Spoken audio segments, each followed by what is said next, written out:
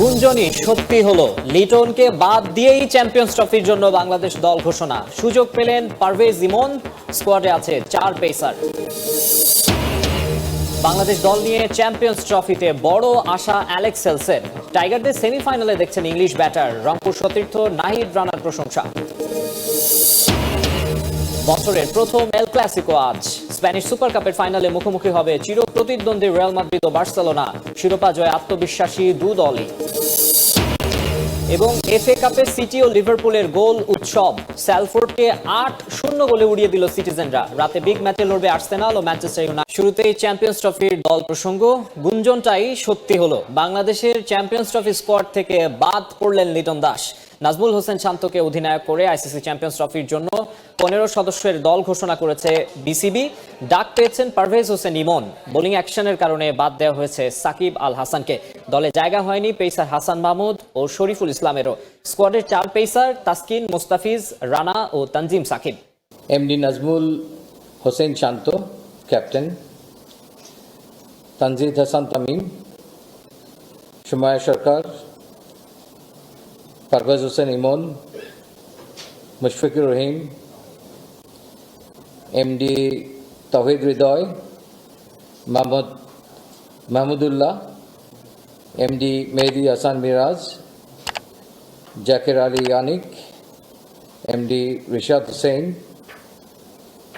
Nasum Ahmed, MD তনজিম Hasan Shakib, Nahid Rana, Taskin Ahmed, Mohammad Mustafizur Rahman.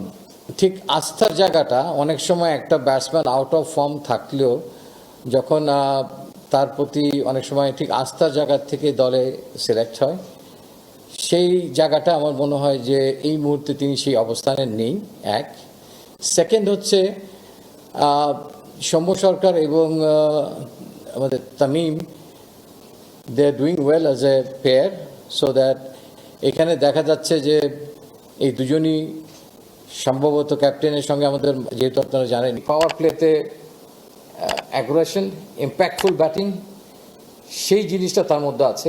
যদি কোনো কারণে আমাদের এই যে দুজন ওপেনার আছে, এই দুজন ওপেনারের মধ্যে থেকে থার্ড চয়েস হিসেবে তাকে নিতে হয়, তাহলে ঠিক একই টেম্পোতে একই অ্যাগ্রেশনে he is capable to bat. প্রথম দফার পর দ্বিতীয় দফায় বোলিং অ্যাকশন পরীক্ষায়ও পাশ করতে ব্যর্থ সাকিব আল হাসান। আপাতত আন্তর্জাতিক ক্রিকেটে বল করতে পারবেন না এই ক্রিকেটার, যদিও এই নিষেধাজ্ঞা খাটবে না দেশের ঘরোয়া ক্রিকেটে।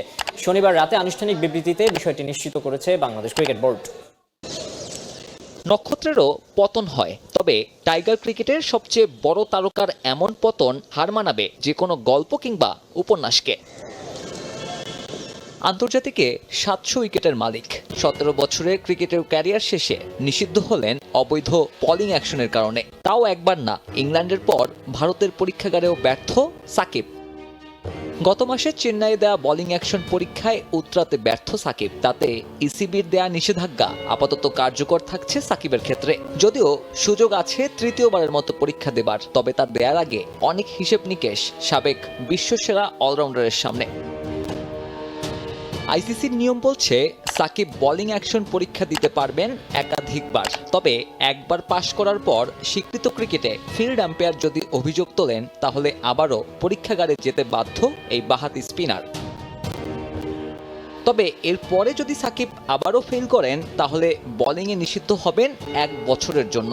অর্থাৎ ফেরার পর আবারও নিষিদ্ধ হলে 1 বছরের জন্য পরীক্ষা দিয়েও লাভ হবে না সাবেক টাইগার অধিনায়কের। আপাতত সাকিব স্রেফ ব্যাটার হিসেবে চালিয়ে যেতে পারবেন যে কোনো ধরনের ক্রিকেট, পারবেন করতে বোলিংটাও, তবে সেটা শুধুমাত্র বাংলাদেশের ঘরোয়া ক্রিকেটে। যদিও রাজনৈতিক পালাবদলে যে পরিস্থিতি, তাতে দেশে এসে সাকিবের মাঠে খেলাটা প্রায় অসম্ভবই। সবকিছু মিলিয়ে বলা যায় বোলিং অ্যাকশন নিয়ে মূল কাজটা করতে হবে অনুশীলনে। বোলিং অ্যাকশনে পাশ না করায় দেশের জার্সিতে সাকিবের প্রত্যাবর্তনের ক্ষীণ যে সম্ভাবনা ছিল, সেটাও এক প্রকার শেষ হয়ে গেল। টি-20তে আগেই অবসর নিয়েছেন, বিদায় ঘণ্টা বেঁধেছে টেস্ট ক্যারিয়ারেও। চ্যাম্পিয়ন্স ট্রফিতে বাদ পড়ার মধ্য দিয়ে টাইগার ক্রিকেটের লম্বা সফরে ইতি টানতে যাচ্ছেন দেশের ইতিহাসের সেরা ক্রিকেটার। তামিম ইকবাল সঠিক সময়ে সঠিক সিদ্ধান্ত নিয়েছেন। বাংলাদেশের ক্রিকেট তাকে লম্বা সময় মনে রাখবে, বিশেষ করে লর্ডসের মাটিতে আগ্রাসী সেঞ্চুরির কথা। তামিমের অবসরের সিদ্ধান্তের পর এমন মন্তব্য করেছেন ইমরুল কায়েস। সাবেক সতীর্থ মোহাম্মদ আশরাফুলের মতে পরিসংখ্যানের বিচারে তামিম ইকবাল বাংলাদেশের অন্যতম সেরা অধিনায়কদের একজন। আরও কিছুদিন ঘরোয়া ক্রিকেটে তামিমকে দেখতে চান অ্যাশ। সিদ্ধান্তটা অবধারিত ছিল। 2023 বিশ্বকাপ দলে না থাকার পর শুধু ঝুলেছিল আনুষ্ঠানিক ঘোষণার। তামিম ইকবালের আন্তর্জাতিক ক্রিকেটে আর ফেরা হলো না, বিদায়টা মাঠ থেকে নেওয়া হলো না। চ্যাম্পিয়ন্স ট্রফির দল ঘোষণার আগে খোলাসা করেছেন সব জটিলতা। তার ঘোষণায় আপ্লুত সাবেক সতীর্থরা। অনেকেই আরও কিছুদিন তামিমকে দেখতে চেয়েছিলেন আন্তর্জাতিক অঙ্গনে, তবে তার সিদ্ধান্তকে সম্মান জানিয়েছেন, স্মরণ করলেন তামিমের ঐতিহাসিক সব ইনিংস। আমি মনে করি যে তামিম ইকবালের বাংলাদেশ ক্রিকেটে দেওয়ার আরও অনেক বছর ছিল এবং চ্যাম্পিয়ন্স ট্রফি পর্যন্ত খেললে হয়তো আমাদের টিমটার জন্য বেটার হতো, বাট এটা তার পার্সোনাল ডিসিশন। এটাকে আসলে আমাদের কোনো কিছু বলার নাই, যেহেতু রিটায়ারমেন্টের জিনিসটাই হচ্ছে একটা মানে সবার নিজস্ব মতামত থাকে। এটা অবশ্যই আমি তাকে এই ডিসিশন রেসপেক্ট করি। সাবেক ক্রিকেটার মোহাম্মদ আশরাফুলের চোখে তামিম ইকবাল বাংলাদেশের অন্যতম সেরা অধিনায়ক। তার অধীনে র্যাঙ্কিংয়ের শীর্ষ দলগুলোর বিপক্ষে সিরিজ জিতেছে বাংলাদেশ। তার অধিনায়কত্ব মিস করবে টাইগাররা, তবে সিদ্ধান্তকে সম্মান জানিয়েছেন সাবেক অধিনায়ক। টপ 2-3 জন ক্যাপ্টেনের মধ্যে একজন, রেকর্ড যদি দেখি সবার উপরে হয়তোবা, তো অবশ্যই আমরা তার এই সার্ভিসটাকে স্যালুট দিতেই হবে যে অসাধারণ পারফরমেন্স করেছে তার এই 17 বছর ক্যারিয়ারটা। তামিম অবসর নিল, তার দেখানো আগ্রাসী ইনিংসগুলো নতুন প্রজন্মকে অনুপ্রাণিত করবে দীর্ঘদিন বলেও মনে করেন তারা। বাংলাদেশকে চ্যাম্পিয়ন্স ট্রফির সেমিফাইনালে দেখেন ইংল্যান্ডের হয়ে টি-20 বিশ্বকাপ জয়ী ব্যাটার অ্যালেক্স হেলস। মূলত মেগা আসরটি পাকিস্তানের মাটিতে অনুষ্ঠিত হওয়ায় এশিয়ার দলগুলোকে শিরোপা জয়ের রেসে এগিয়ে রাখছেন তিনি। সেমিফাইনালে অন্য 3 দল হিসেবে তিনি দেখছেন অস্ট্রেলিয়া, ভারত এবং ইংল্যান্ডকে। রংপুর রাইডার্স সতীর্থ নাহিদ রানার প্রশংসা ঝরল হেলসের কণ্ঠে।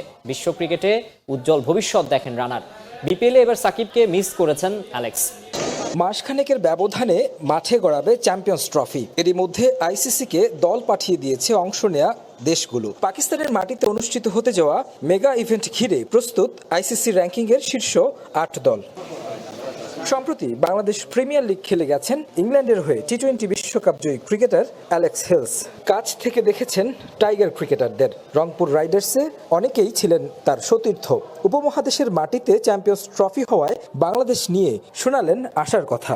I think they have a good chance, especially in subcontinent conditions. I think they've got a very good chance. I've seen some exciting players in this competition, and it's been great to see. So I wish Bangladesh all the best in that trophy. India, Australia, England, Bangladesh. There you go. Bangladesh pace বিপ্লবের নতুন সংযোজন নাহিদ রানা আন্তর্জাতিক অঙ্গনে গতির ঝড় তুলে নজর কেড়েছেন। রংপুর রাইডার্সের হয়ে একই দলে খেলেছেন অ্যালেক্স হেলস। গতির কারণে নেটেও তাকে এড়িয়ে গেছেন ইংলিশ ব্যাটার। আন্তর্জাতিক অঙ্গনে উজ্জ্বল ভবিষ্যৎ দেখেন রানার। No. I stay clear. He's too fast for me in nets. No. I think he's got a big future. I mean, he's a young man who can bowl 150 kilometres an hour. I mean, that's an incredible talent. And I think he's going to keep continuing to get better and better. I feel like he's very mature for his age already, and for someone who can bowl quick and have a mature head is very special. বিপিএলের প্রতিটি আসরে ছিলেন সাকিব আল হাসান। নানা কারণে এবার নেই বিপিএলে। অবৈধ হয়েছে বোলিং অ্যাকশন। হেলস খেলেছেন সতীর্থ হয়েও এই আসরে মিস করছেন তাকে। Yeah, he's an incredible player, and it's a shame not to see him. He's been one of the best players in world cricket for the best part of 20 years. So, shame not to see him.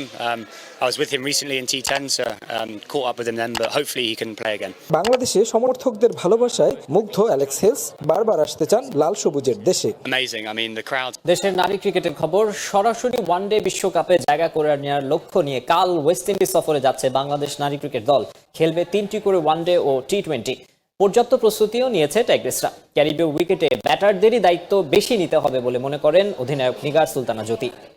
নতুন বছরের প্রথম series mission সরাসরি one day বিশ্বকাপে সুযোগ করে নেয়া। তবে প্রতিপক্ষ ওয়েস্ট ইন্ডিজ, যাদের বিপক্ষে কখনো জয়ের স্বাদ পায়নি বাংলাদেশ। এবার সিরিজটাও তাদের মাটিতে। ক্যারিবিয়ানদের বিপক্ষে 3টি করে ওয়ানডে ও টি-20 খেলবে বাংলাদেশ। আইসিসি নারী চ্যাম্পিয়নশিপের এটাই শেষ অ্যাসাইনমেন্ট, যেখান থেকে সরাসরি ভারত বিশ্বকাপে কোয়ালিফাই করতে লাল সবুজদের জিততে হবে 2টি ওয়ানডে, যা করতে ব্যাটিং এর সঙ্গে গুরুত্ব দিতে হবে ফিল্ডিংয়েও। টিমের ওডিআই টিমটা যেরকম বেটার ক্রিকেট খেলছে, গত লাস্ট সিরিজে বলবো ডমিনেট করে ক্রিকেট খেলছে, আমাদের ওখানে ভালো ক্রিকেট খেলতে হবে এবং আমাদের সিরিজ নিতে হবে। চ্যালেঞ্জেস থাকবে বাট ওইগুলো ফেস করতে হবে এবং সবথেকে বড় বিষয় আমাদেরকে পজিটিভ থাকার ইম্পর্টেন্সটা অনেক বেশি। আমি সবসময় বলতাম যে আমাদের ফিল্ডিংটাই অনেক বেশি স্ট্রং, বাট সেইখান থেকে ফিল্ডিংটা অনেকে স্ট্রাগল করছে এবং ক্রুশাল সময়গুলোতে ক্যাচ ড্রপ করতেছে। এর জন্য বলবো যে কোচিং স্টাফ থেকে এটাই বেশি ইম্পর্টেন্স দেওয়া হচ্ছে। দ্বিতীয়বারের মতো উইন্ডিজ সফরে যাচ্ছে বাংলাদেশ নারী ক্রিকেট দল। সিরিজের প্রতিটা ম্যাচই হবে ওয়ার্নার পার্কে, যে উইকেট ব্যাটিং ফ্রেন্ডলি। কঠিন পরীক্ষা দিতে হবে বোলিং ডিপার্টমেন্টের, যদিও নাহিদা মারুফাদের ওপর পূর্ণ আস্থা অধিনায়কের। বেটার জায়গায় বল করেন সেটা যে উইকেটে হোক না কেন, আপনাকে বুঝতে হবে। কারণ আমি যেটা মনে করি যে আমাদের টিমে 3-4 জন এক্সপিরিয়েন্স বলার আছে, যারা যে কোনো উইকেটে যে ভালো বেটার বল করতে পারে। ওইখানে স্পিনটা এত বেশি পায় না,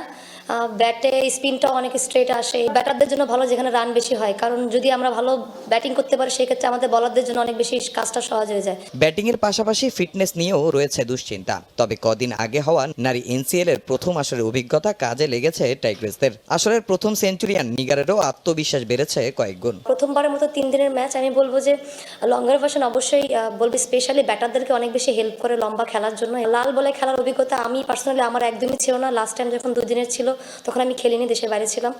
সো এইবার আমার জন্য বলবো যে প্রত্যেকটা প্লেয়ারের জন্য অনেক বড় একটা বলবো যে লার্নিং সাইড ছিল, যে কিভাবে আরো ওই সময়গুলোতে কিভাবে চ্যালেঞ্জ ফেস করে। নতুন বলে কিন্তু একটু খেলা ডিফিকাল্ট হয়, নতুন বলে মাঠে লম্বা থাকাটাও কিন্তু একটা ফিজিক্যাল ফিটনেসের একটা পার্ট, যে আপনি থাকতে পারছেন কিনা।